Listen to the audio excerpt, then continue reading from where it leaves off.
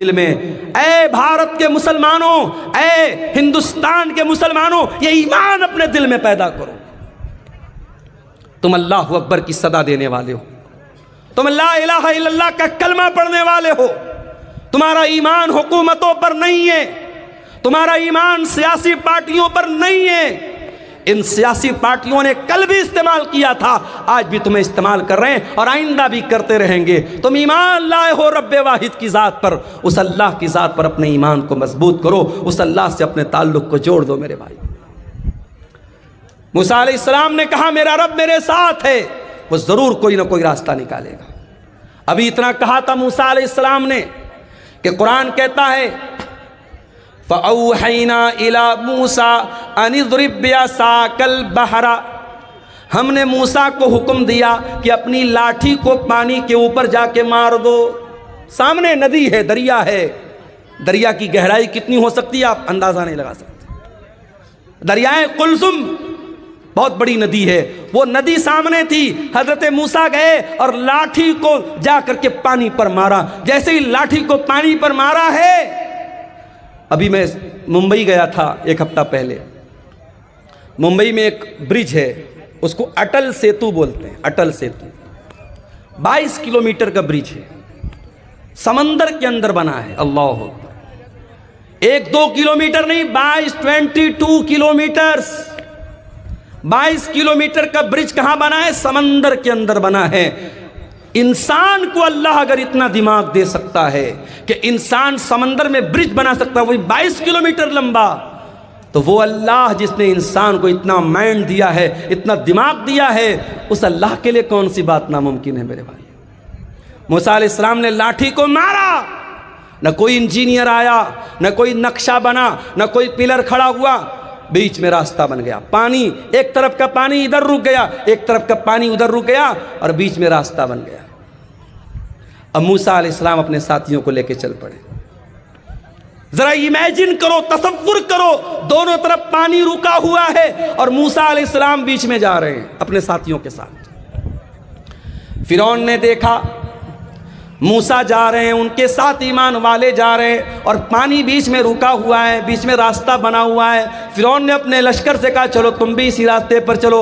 فرعون بھی چل پڑا، فرعون کا لشکر بھی چل پڑا۔ موسیٰ علیہ السلام اور ایمان والے ندی کو پار کر گئے۔ جب اس پار چلے گئے، اللہ نے پانی کو ملا دیا، پانی کو ملا دیا اللہ نے، اور جیسے ہی پانی کو ملا دیا فرعون ڈوب گیا، فرعون کے تمام لشکر کے لوگ ڈوب گئے۔ جب فرعون ڈوبنے لگا تو کہتا ہے آمنت بالذی آمنت بہ بنو اسرائیل، اے اللہ میں تیرے اوپر ایمان لاتا ہوں، میں توبہ کر رہا ہوں، اے اللہ میں اس اللہ کے اوپر ایمان لاتا ہوں جس پر بنی اسرائیل ایمان رکھتے ہیں۔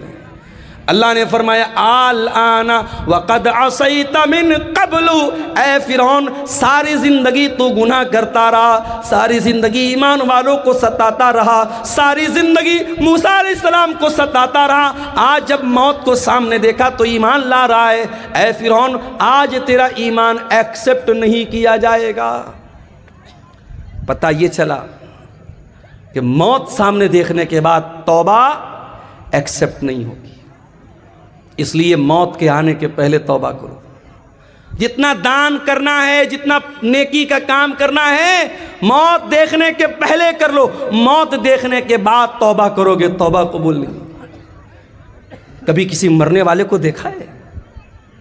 مرنے والے کی آنکھیں اٹھ جاتی ہیں، وہ جب موت کے فرشتے کو دیکھتا ہے نا کانپ جاتا ہے، اس کی آنکھیں پتھرا جاتی ہیں۔ موت جب سامنے آ جائے، ہم جب کسی کو مرتے ہوئے دیکھتے نا تو اس کی بولی بند ہو جاتی ہے، اس کی بات چیت بند ہو جاتی ہے، یعنی اب اس نے موت کو دیکھ لیا، اب توبہ کرے گا تو توبہ کا کوئی مطلب نہیں۔ تو موت کو دیکھنے کے پہلے توبہ کرو۔ فرعون بھی موت کو دیکھ کر کے توبہ کر، اللہ نے کہا تیری توبہ قبول نہیں ہوگی۔ اتنے بڑے بڑے محل فرعون نے بنائے تھے، کتنے بڑے بڑے باغات تھے، کتنے بڑے بڑے محل تھے، ندیاں تھی، نہریں تھی، تالاب تھے، سوئمنگ پول تھے۔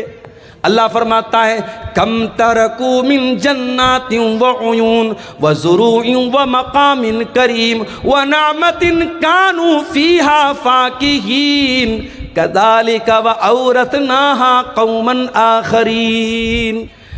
فرعون کے پاس کتنے بڑے بڑے باغات تھے، محل تھے، کتنے عیش و آرام سے رہا کرتا تھا۔ آج اس کے محل میں کوئی اور رہ رہا ہے، اس کے باغ کا پھل کوئی اور کھا رہا ہے، اس کی نہر کا پانی کوئی اور پی رہا ہے۔ فما بکت علیہم السماء والارض وما كانوا منذرین۔ آج فرعون مر گیا، نہ آسمان رو رہا ہے نہ زمین رو رہی ہے، کوئی رونے والا بھی نہیں، کوئی آنسو بہانے والا بھی نہیں ہے۔ ایسی موت ہوئی، کوئی آنسو بہانے والا بھی نہیں۔ تو ایسی موت مت مرو میرے بھائی، مرنا تو سب کو ہے۔ یہ زمین، یہ جائیداد، یہ پراپرٹی سب یہیں رہ جائے گی۔ اس دنیا کی کوئی حقیقت نہیں ہے۔ وَمَا الْحَيَاةُ الدُّنْيَا إِلَّا مَتَاعُ الْغُرُورِ۔ یہ دنیا دھوکے کا سامان ہے، بہت دھوکے باز ہے دنیا۔ انسان گناہ کرتا ہے، اسے لذت ملتی ہے، اسے مزہ آتا ہے۔ موبائل پر گندا ویڈیو دیکھا، مزہ آیا۔ کسی لڑکی کو چھیڑ دیا، مزہ آیا۔ شراب کے 2-4 پیگ لگا لیے، مزہ آیا۔ زنا کر لیا، مزہ آیا۔ مگر 10 منٹ کے بعد، 1 گھنٹے کے بعد، 1 دن کے بعد گناہ کا یہ خمار اترے گا، تب احساس ہوگا میں نے کیا کر دیا، میں نے کیا کر دیا، میں نے کس کو ناراض کر دیا، میں نے یہ کیا کر دیا۔ احساس ہوگا میرے بھائی۔ اگر دل میں ایمان ہے، گناہ کے بعد ایک نہ ایک بار احساس ہوگا۔ گناہ کے اندر لذت ہے، گناہ کے اندر مزہ ہے، مگر گناہ انسان کو برباد کر دیتا ہے۔ اس دنیا کے چکر میں پڑ کے تم گناہ کر رہے ہو، دنیا کی عورتوں کے چکر میں پڑ کے جوانی برباد کر رہے ہو۔ ارے چکر میں پڑنا ہے تو ذرا جنت کی عورتوں کے چکر میں پڑو۔ اگر تیاری کرنا ہے تو جنت کی نعمتوں کے لیے کرو، دنیا کی عورتوں کے ساتھ، دنیا کی لڑکی۔ ابھی میں پٹنہ گیا تھا، ایک سفر تھا میرے، ہمارے ایک دوست تھے ساتھ میں۔ پٹنہ کی مارکیٹ میں نے دیکھا ایک نقاب پوش لڑکی، برقع والی لڑکی غیر مسلم لڑکے کے ساتھ ٹہل رہی ہے۔ ہمارے ایک ساتھی تھے بنارس کے، میں نے کہا دیکھو بھائی یہ کیا ہو رہا ہے؟ بولے مولانا کوئی حیرت کی بات نہیں ہے۔ میں نے کہا کیوں؟ کہا یہ ٹائم پاس ہے۔ لڑکی کو بھی پتا ہے کہ میں ٹائم پاس کر رہی ہوں، لڑکے کو بھی پتا ہے میں ٹائم پاس کر رہا ہوں، دونوں سیریس نہیں ہیں، گھوم رہے ہیں۔ ایسا بھی ہوتا ہے کہ لڑکی ایک لڑکے کے ساتھ صبح گھوم رہی ہے، دوپہر میں دوسرے لڑکے کے ساتھ گھوم رہی ہے، شام کو تیسرے لڑکے کے ساتھ گھوم رہی ہے۔ یہ چل رہا ہے، ٹائم پاس ہو رہا ہے۔ یہ عورتیں ہیں دنیا کی، یہ لڑکیاں ہیں دنیا کی۔ اور جنت کی عورتیں کیسی ہوں گی؟ لم یطمثہن انس قبلہم ولا جان۔ جنت کی عورتیں اتنی پاک دامن ہوں گی، اتنی پاک صاف ہوں گی، ان کو کسی انسان نے کبھی ٹچ نہ کیا ہوگا، کبھی چھوا نہیں ہوگا، نہ انسان نے نہ جنات نے کبھی ٹچ نہیں کیا ہوگا۔ دنیا کی عورتیں، ان کے ساتھ بہت ساری گندگی بھی لگی ہوئی ہے۔ ظاہر ہے انسان کی باڈی ہے، انسان پیشاب بھی کرتا ہے، پاخانہ بھی کرتا ہے، ناک سے گندگی بھی نکلتی ہے، بلغم بھی نکلتا ہے۔ عورتوں کے ساتھ دنیا کے اور بھی مسئلے مسائل ہیں، لیکن جنت کی عورتوں کے ساتھ کوئی مسئلہ مسائل نہیں ہوگا۔ وَلَهُمْ فِيهَا أَزْوَاجٌ مُطَهَّرَةٌ۔ دنیا کی عورتوں کے ساتھ تو بہت سارے مسائل اور گندگیاں ہیں، لیکن جنت کی عورتیں بالکل پاک اور صاف ہوں گی۔ عبداللہ ابن عباس اس آیت کی تفسیر میں کہتے ہیں لا یحزنا، جنت کی عورتوں کو پیریڈ نہیں آئے گا، ولا یحدثنا، ان کو پیشاب و پاخانہ کی حاجت نہ ہوگی، ولا یتنخمنا، ان کو تھوک اور بلغم کی گندگی نہیں ہوگی، پاک اور صاف عورتیں ہوں۔ دنیا میں جو عورت دوپٹہ اوڑھتی ہے، اوڑھنی اوڑھتی ہے، پردہ کرتی ہے، سمجھ جاؤ کہ وہ جنتی عورت ہے، اس لیے کہ جنت کی عورت کے سر پر بھی دوپٹہ ہوگا۔ اللہ کے نبی فرماتے ہیں، بخاری اور مسلم کی روایت ہے، لَوِ اطَّلَعَتْ إِلَى الدُّنْيَا، اگر جنت کی عورت دنیا میں ایک مرتبہ جھانک دے، ایک نظر ڈال دے، مَلَأَتْ مَا بَيْنَهُمَا رِيحًا، اس کی خوشبو سے زمین و آسمان بھر جائیں گے۔ اتنی بہترین خوشبو، جنت کی عورت صرف ایک نظر جھانک دے دنیا میں، اس کے پرفیوم سے، اس کے فریگرنس سے، اس کی خوشبو سے، اس کے سینٹ سے دنیا بھر جائے گی۔ وَلَنَصِيفُهَا عَلَى رَاسِهَا خَيْرٌ مِّنَ الدُّنْيَا وَمَا فِيهَا، اور جنت کی عورت کے سر پر جو دوپٹہ ہوگا، اللہ اکبر، اللہ نے جنت کی عورت کے سوٹ کا ذکر نہیں کیا، اس کے گاؤن کا ذکر نہیں کیا، اس کے فراک کا ذکر نہیں کیا۔ اللہ کے نبی کہہ رہے جنت کی عورت کے سر پر جو دوپٹہ ہوگا وہ دوپٹہ بھی دنیا اور دنیا کی تمام دولت سے بہتر ہوگا۔ آج میں منگل بازار میں کچھ مارکیٹنگ کرنے گیا تو ہم لوگ تو بنارس کے لوگ ہیں نا، بنارس میں کپڑا بنتا ہے تو ہم لوگ کپڑے کو ہاتھ لگا کے سمجھ جاتے ہیں کہ کپڑا کی کوالٹی کیا ہے۔ جو بنارس کے انصاری لوگ ہیں جن کو جلہا کہتے ہیں تو وہ کپڑے کا کاروبار ہی کرتے تو ان کو معلوم ہے کہ کپڑے کی کوالٹی کیا ہوتی ہے۔ ایک مرتبہ اللہ کے نبی کے پاس ریشم کا کپڑا آیا۔ ریشم کا کپڑا اس زمانے میں بھی بڑا قیمتی مانا جاتا تھا، آج بھی بہت قیمتی مانا جاتا ہے۔ بنارس میں آپ جائیں گے ساڑی کی مارکیٹ میں 500 روپے کی ساڑی بھی ہے، 50,000 روپے کی بھی ساڑی ہے۔ 50,000 کی ساڑی میں کیا اسپیشل ہے؟ اس میں پیور ریشم ہے، پیور سلک ہے اور اس میں اوریجنل سونے کی زری ہے تو اس کی قیمت 50,000 روپیہ بھی ہے۔ بڑی بڑی بالی ووڈ کی جو ہیروئنوں ہوتی ہیں ان کا جو لہنگا ہوتا ہے، جو ساڑی ہوتی ہے، بنارس سے تیار ہو کے جاتی ہے۔ تو اللہ کے رسول صلی اللہ علیہ وسلم کے پاس ریشم کا کوئی کپڑا آیا۔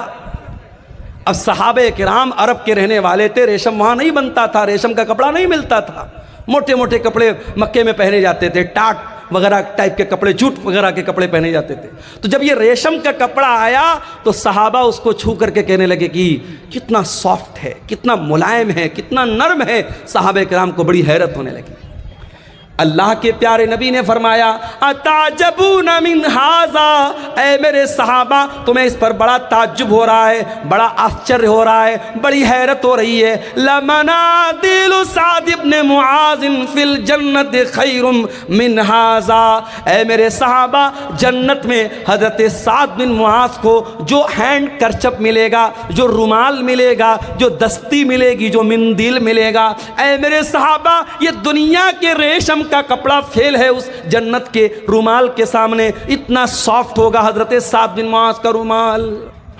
جب جنت کا رومال اتنا سافٹ ہوگا تو جنت کا کپڑا کتنا پیارا ہوگا۔ اللہ نے جب جنت کے کپڑے کا ذکر کیا تو فرمایا ثیابا خضرا من سندس واستبرق، جنتیوں کے بدن پر ریشم کا کپڑا ہوگا اور ریشم بھی دو ٹائپ کا ہوگا، ایک ریشم سندس ہوگا اور ایک ریشم استبرق ہوگا۔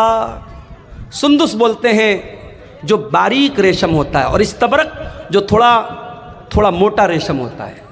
میری ایک بچی کا نام سندس ہے، ایک بچی کا نام استبرق ہے، یہ قرآن کی انہی آیتوں کی روشنی میں میں نے رکھا ہے۔ سندس کے معنی بھی ریشم ہوتا ہے، استبرق کے معنی بھی ریشم ہوتا ہے۔ تو جنتیوں کا کپڑا اتنا عالی شان ہوگا۔ تم دنیا کے کپڑے پر مر رہی ہو میری بہنوں، تم اپنی الماری پہ کپڑے نہار رہی ہو، اپنے وارڈروب میں کپڑے نہار رہی ہو اور اپنے میک اپ آئٹم کو دیکھ رہی ہو، اپنی جویلری باکس کو دیکھ رہی ہو۔ آؤ ذرا جنت کی جویلری تیار کرو، ذرا جنت کے کپڑے تیار کرو، ذرا جنت کے لیے اپنے آپ کو تیار کرو۔ دنیا کی زندگی کی کیا حقیقت ہے میرے بھائی؟ آگاہ اپنی موت سے کوئی بشر نہیں، آگاہ اپنی موت سے کوئی بشر نہیں، سامان 100 برس کا ہے پل کی خبر نہیں۔ کتنی عورتوں کو میں نے دیکھا بڑے کپڑے اکٹھا کرتی تھیں، بڑی جویلری اکٹھا کرتی تھیں، مر گئی۔ آج ان کے کپڑے ان کی بیٹیاں لے کے جا رہی ہیں، ان کی بہویں لے کے جا رہی ہیں، ان کی پڑوس کی عورتیں لے کے جا رہی ہیں، ان کے رشتہ دار کی عورتیں لے کے جا رہی ہیں۔ آپ نہیں جانتے کپڑا آپ کا ہے کل کون پہنے گا، مکان آپ کا ہے کل کون رہے گا، نعمتیں آپ کی ہیں، دولت آپ کی ہیں، کل کون فائدہ اٹھائے گا۔ آگاہ اپنی موت سے کوئی بشر نہیں، سامان 100 برس کا ہے پل کی خبر نہیں۔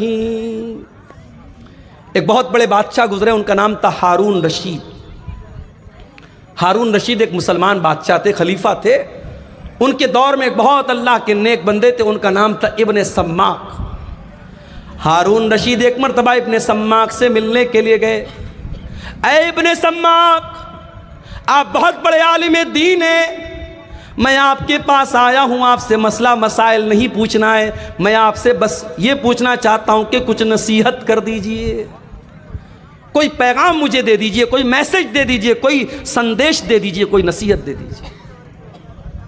ابن سماک نے کہا اے امیر المومنین، سپوز کر لیجئے تصور کر لیجئے کہ آپ ایک صحرا میں جا رہے ہیں، ایک ریگستان میں جا رہے ہیں، کھانا ختم ہو گیا، پانی ختم ہو گیا، آپ کو بڑی زور کی پیاس لگ گئی اور دور دور تک پانی نہیں مل رہا ہے۔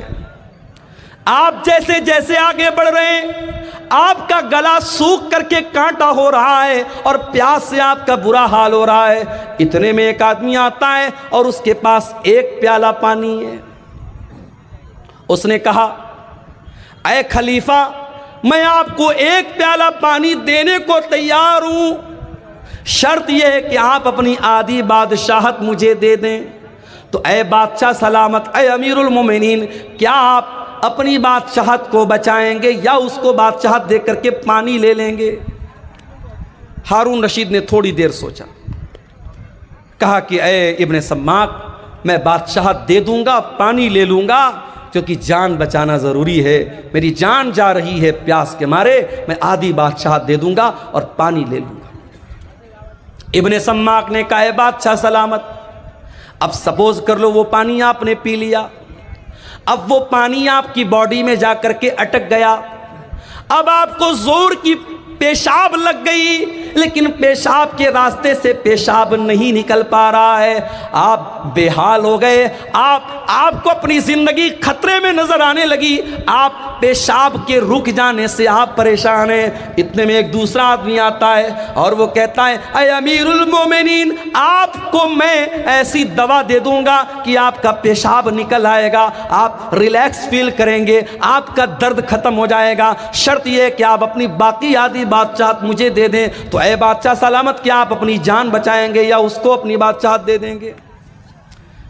ہارون رشید نے کہا کہ میں اپنی آدھی بادشاہت دے دوں گا اور اس سے وہ دوا لے لوں گا تاکہ میرا پیشاب ہو جائے، میری تکلیف دور ہو جائے، میری جان بچ جائے۔ ابن سماک نے کہا، بس اے ہارون رشید، فانظر یا امیر المومنین الی ملکی کا حاضت طویل والعریض، اے بادشاہ سلامت، اتنی لمبی چوڑی آپ کی بادشاہت ہے، لا تساوی شربتن و بولتن، اتنی بڑی بادشاہت کی کیا حیثیت ہے کہ پیشاب کے چند قطرے اور پانی کے چند قطروں کی ویلو آپ کی ساری حکومت کے برابر ہے۔ اے بادشاہ سلامت، کبھی اس حکومت پر ناز نہ کرنا، کبھی غرور نہ کرنا، اگر وقت پڑ گیا تو پانی کے چند قطروں کے برابر آپ کی بادشاہت ہے اور پیشاب کے چند قطروں کے برابر آپ کی بادشاہت ہے۔ میرے بھائیوں، یہ ہے دنیا کی حقیقت، دنیا کے پیچھے مت مرو میرے بھائیوں۔ ہر جمعہ کے دن آپ سنتے ہیں امام صاحب سورہ اعلیٰ کی تلاوت کرتے ہیں، بل تؤثرون الحیات الدنیا والآخرۃ خیر وابقی، میرے بندو تم دنیا کی زندگی کو ترجیح دیتے ہو، تم دنیا کی زندگی کو اوپر رکھتے ہو، جبکہ آخرت کی زندگی زیادہ بہتر اور زیادہ باقی رہنے والی ہے، تمہیں تو آخرت کی تیاری کرنا چاہیے۔ اب سوال پیدا ہوتا ہے کہ کیا ہم دنیا میں نہ رہیں، دنیا کا حق ادا نہ کریں، بیوی کا حق ادا نہ کریں، بچوں کا حق ادا نہ کریں؟ نہیں، یہ اسلام کی تعلیم نہیں ہے۔ ہمیں دنیا میں رہنا ہے، ہمیں بیوی کا حق بھی ادا کرنا ہے، ہمیں بچوں کا حق بھی ادا کرنا ہے، ہمیں ماں باپ کا حق بھی ادا کرنا ہے، لیکن ہمیں دل نہیں لگانا ہے دنیا سے۔ جگہ جی لگانے کی دنیا نہیں ہے، یہ عبرت کی جا ہے، تماشا نہیں ہے۔ دل لگاؤ تو جنت سے لگاؤ، دل لگاؤ تو آخرت سے لگاؤ، دنیا دل لگانے کا ٹھکانہ نہیں ہے۔ دنیا میں کیسے رہنا ہے؟ اللہ کے پیارے نبی عبداللہ ابن عمر کا کندھا پکڑ کر کے کہتے ہیں، کن فی الدنیا کانک غریب، اے عبداللہ دنیا میں ایسے زندگی گزارو جیسے پردیسی زندگی گزارتا ہے۔ بہار کے بہت سارے لوگ بمبئی میں رہتے ہیں، بمبئی میں دنگا ہو جاتا ہے، فساد ہو جاتا ہے، تو بمبئی میں جو بہار کا رہنے والا، یو پی کا رہنے والا، بنگال کا رہنے والا آدمی ہے، وہ ڈر جاتا ہے کہ یار میرا تو یہاں کوئی نہیں ہے، یہ تو پردیس ہے، میرا گاؤں نہیں ہے، میرا علاقہ نہیں ہے، میرا کیا ہوگا؟ وہ رہتا ہے بمبئی میں، کماتا ہے بمبئی میں، کھاتا ہے بمبئی میں، مگر اسے اپنا اصل وطن یاد رہتا ہے، وہ کٹیہار کے فلاں گاؤں کا رہنے والا ہے، وہ گاؤں سے یاد رہتا ہے۔ اللہ کے نبی فرماتے ہیں تم دنیا میں اس طریقے سے زندگی گزارو جیسے کوئی اجنبی کوئی پردیسی زندگی گزارتا ہے، او عابر السبیل، یا ایسے زندگی گزارو جیسے کوئی مسافر زندگی گزارتا ہے۔ مجھے کل کٹیہار سے نکلنا ہے، انٹر سٹی پکڑنا ہے، انٹر سٹی پٹنہ جا رہی ہے، راستے میں بیگو سرائے بھی آ رہا ہے، راستے میں مانسی بھی آ رہا ہے، راستے میں مہیش کھنڈ بھی آ رہا ہے، راستے میں برونی بھی آ رہا ہے۔ مجھے بھوک لگے گی، میں اتر کر کے چپس لے لوں گا، میں بسکٹ لے لوں گا، میں نمکین لے لوں گا، مگر مجھے معلوم ہے مجھے پٹنہ تک جانا ہے، میری منزل پٹنہ ہے، میری منزل بنارس ہے، میں جا کر کے ٹھہروں گا اپنی منزل پر، میں جا کر کے رکوں گا اپنی منزل پر، میں بیچ کے اسٹیشنوں سے فائدہ تو اٹھا سکتا ہوں مگر میرا ٹارگٹ میری منزل ہوگی، میرا مقصد میری منزل ہوگی۔ اللہ کے نبی کہہ رہے ہیں دنیا میں ایسے زندگی گزارو جیسے مسافر زندگی گزارتا ہے۔ اور صحابہ کرام ہماری طرح رات میں 2-2 3-3 بجے تک تقریر نہیں سنتے تھے۔ نبی نے اتنی حدیث بیان کی، عبداللہ ابن عمر نے سن لیا۔ اب عبداللہ ابن عمر خود کہتے ہیں او لوگو کان کھول کر کے سن لو، اذا اصبحت فلا تنتظر المساء، جب صبح ہو جائے تو شام کا ویٹ نہ کرو، شام کی پرتیکشا نہ کرو، شام کا انتظار نہ کرو، شام ہو جائے تو صبح کا انتظار نہ کرو۔ او میری پیاری ماں بہنوں، او میرے پیارے نوجوان ساتھیوں، جاؤ ذرا بستر پہ سونے کے پہلے یہ حدیث یاد کر لینا، یہ سوچ کر کے بستر پہ جانا، اے اللہ اگر آج کی رات میری زندگی کی آخری رات ہو گئی، اے اللہ سارے اعمال تو گناہوں سے بھرے ہیں، سارا رجسٹر تو گناہوں سے بھرا ہے، اے اللہ اگر اسی حال میں تیرے پاس چلا گیا، اے اللہ اسی حال میں تیرے پاس میں چلی گئی، اے اللہ میرا کیا بنے گا، میرا کیا حال بنے گا۔ میرے پیارے ساتھیوں، جب رات میں بستر پہ سونے جایا کرو تو یہ ایک بار سوچ لیا کرو، اللہ کے حضرت عبداللہ ابن عمر کہتے ہیں جب شام ہو جائے تو صبح کا انتظار مت کیا کرو، اور صبح ہو جائے تو شام کا انتظار مت کیا کرو۔ اور آگے فرماتے ہیں وَخُذْ مِنْ صِحَّتِكَ لِمَرَضِكَ، اور جب تمہاری تندرستی موجود ہے تو تم بیماری کے دن کی تیاری کر لو، اور اپنی زندگی میں موت کی تیاری کر لو۔